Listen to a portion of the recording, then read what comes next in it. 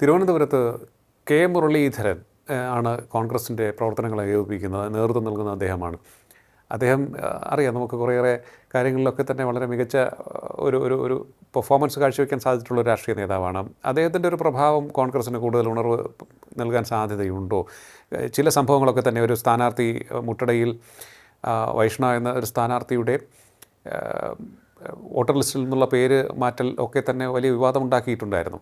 ഇതൊക്കെ ഏതെങ്കിലും തരത്തിൽ UDFന് ഗുണം ചെയ്യുമോ? കൂടുതലായിട്ട് അവരുടെ ഒരു ടീം വർക്കിനെ സ്വാധീനിക്കുമോ? അല്ല, അതിൽ പ്രധാനപ്പെട്ട ഒരു കാര്യം എന്ന് വെച്ചാൽ കെ മുരളീധരൻ ഒരു ചെറിയ നേതാവൊന്നുമില്ല. കോൺഗ്രസ്സിൽ ഇന്നിപ്പോൾ കുറച്ച് 10 വോട്ട് സ്വന്തമായിട്ട് പിടിക്കാൻ കഴിവുള്ള അപൂർവ നേതാക്കളിൽ ഒരാളാണ്.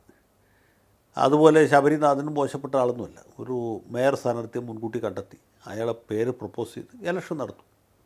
അത് നല്ല ആവേശകരമായ റിസൾട്ട് ഉണ്ടാക്കുന്നുള്ളത് ശരിയാണ്. പക്ഷേ കോൺഗ്രസിൻ്റെ സംഘടനാ സംവിധാനം തിരുവനന്തപുരത്ത് പൊതുവെയും ജില്ലയിൽ പ്രത്യേകിച്ചും വളരെ ദുർബലമാണ്.